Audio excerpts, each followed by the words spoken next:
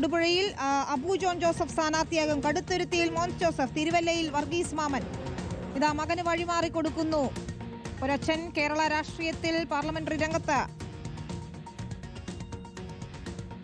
5 പതിറ്റാണ്ടോളം നിറഞ്ഞു നിന്ന PJ Joseph ഇതാ പാർലമെന്ററി രാഷ്ട്രീയത്തിന് വിരമിക്കുകയാണ്. നേരത്തെ നമ്മൾ MK മുനീറിനെയും കണ്ടു. ഇരുവരും അനാരോഗ്യം മൂലമാണ് രണ്ട് പ്രമുഖരായ UDF നേതാക്കൾ, മുൻ മന്ത്രിമാർ പാർലമെന്ററി രാഷ്ട്രീയത്തിന് വിരമിക്കുന്നത്. ഇപ്പോൾ അബു ജോൺ.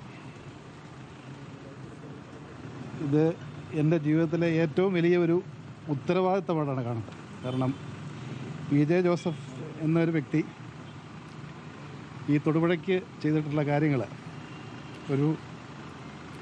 ആ ഒരു ഷൂസ് അല്ലെങ്കിൽ ആ ഒരു പദവി ഏറ്റെടുക്കുക എന്ന് പറയുന്നത് തീർച്ചയായിട്ടും ഈ കേരളത്തിലെ തന്നെ ഏറ്റവും കഠിനമായ ഒരു ജോലിയാണ്. കാരണം PJ ജോസഫ് തൊടുപുഴയ്ക്ക് ചെയ്ത കാര്യങ്ങൾ ഈ കേരളത്തിൽ മറ്റൊരു ജനപ്രതിനിധിയും ഇവിടെ ചെയ്തിട്ടില്ല. തീർച്ചയായിട്ടും ജനങ്ങൾ താരതമ്യം ചെയ്യുമ്പോൾ വലിയ ടെൻഷനിലാണ് ഞാൻ. കാരണം അപ്പച്ചൻ ചെയ്ത കാര്യങ്ങൾ ഈ കഴിഞ്ഞ 50 വർഷക്കാലം ഈ തൊടുപുഴയാക്കിയ, ഇടുക്കിയെ മിടുക്കിയാക്കിയ PJ ജോസഫിൻ്റെ പാതയിൽ വരുമ്പോൾ അത് ഏറ്റവും വലിയ ഒരു ഉത്തരവാദിത്തമായിട്ടാണ് ഞാൻ ഏറ്റെടുക്കുന്നത്.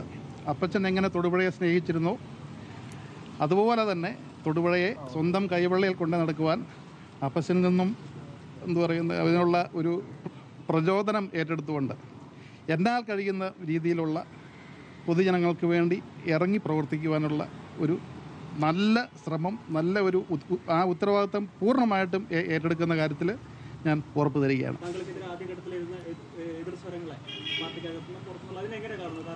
അല്ല, ആ എതിർ സ്വരങ്ങളൊക്കെ വന്നതിൻ്റെ താഴെ വന്ന സമൂഹ മാധ്യമങ്ങൾ വന്ന കമൻറ്റുകൾ വായിച്ചു നോക്കിയാൽ മതി. ഒരു വ്യക്തി പോലും അതും സ്വാഭാവികമായിട്ട് രാഷ്ട്രീയത്തിൽ എതിർ സ്വരങ്ങളുണ്ടാവും. എതിർപ്പില്ലാതെ രാഷ്ട്രീയമില്ലല്ലോ. എതിർ വിഭാഗമില്ലാതെ, എതിർ സ്ഥാനാർത്ഥിയില്ലാതെ രാഷ്ട്രീയമില്ല. അതങ്ങനെ കണ്ടാൽ മതി.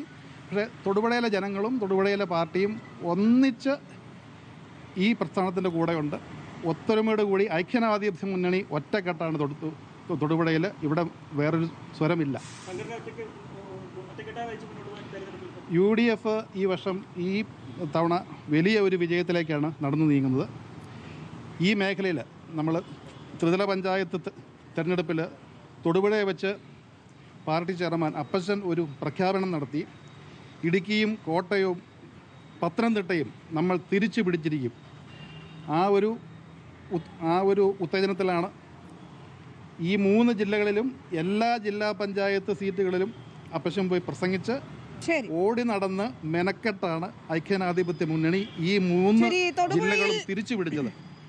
തൊടുപുഴയിൽ അബു ജോൺ ജോസഫ് സ്ഥാനാർത്ഥിയാവുകയാണ്. PJ ജോസഫ് പാർലമെന്ററി രാഷ്ട്രീയത്തിൽ നിന്നും വിരമിക്കുമ്പോൾ മകൻ അബു ജോൺ ജോസഫിന് വഴിമാറി കൊടുക്കുകയാണ്. കടുത്തുരുത്തിയിൽ മോൻസ് ജോസഫ്, തിരുവല്ലയിൽ വർഗീസ് മാമൻ, കുട്ടനാട് റെജി ചെറിയാൻ, ഇരിങ്ങാലക്കുടി തോമസ് ഉണ്ണിയാടൻ, കോതമംഗലത്ത് ഷിബു തെക്കുമുറം, ചങ്ങനാശ്ശേരിയിൽ വിനു ജോബ് എന്നിങ്ങനെയാണ് സ്ഥാനാർത്ഥി പട്ടിക വരുന്നത്.